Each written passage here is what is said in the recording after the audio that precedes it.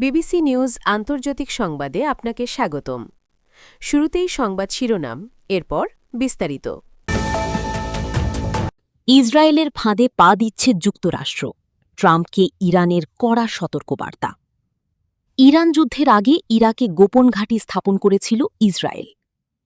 শর্তে পাল্টা শর্তে চলছে ইরান যুক্তরাষ্ট্রের যুদ্ধ। শর্ত সাপেক্ষে ইউরেনিয়াম হস্তান্তরে রাজি ইরান। এতক্ষণ শুনছিলেন সংবাদ শিরোনাম, এখন বিস্তারিত। আপনি যদি মুসলিমদের পাশে থাকতে চান তাহলে ভিডিওতে লাইক করে চ্যানেলটি অবশ্যই সাবস্ক্রাইব করে দেবেন।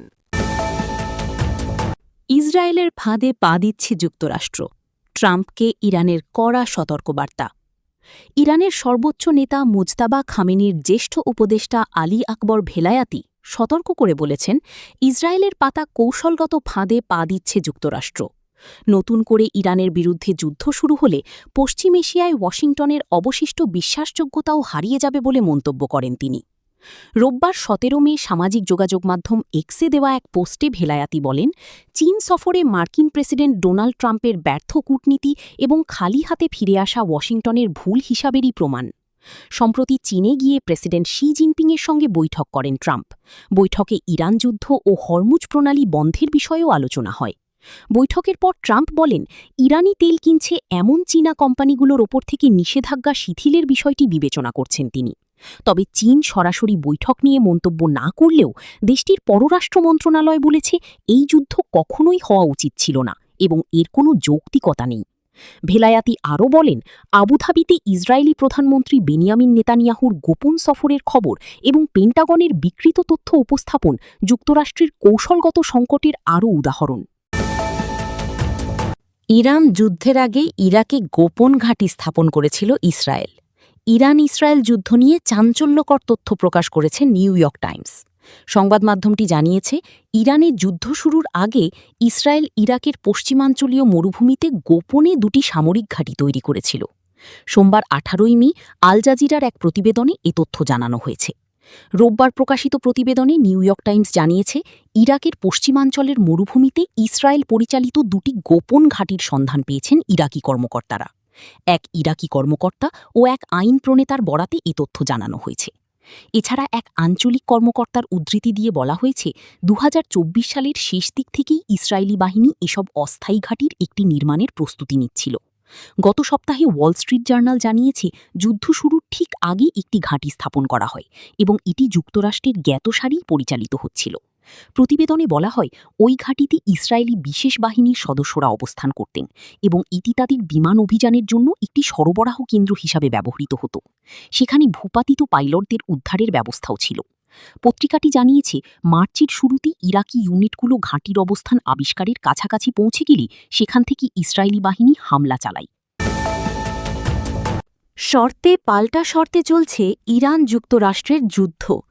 ইরানকে কেন্দ্র করে কূটনৈতিক টানাপোড়েন আরও জোরালো হচ্ছে।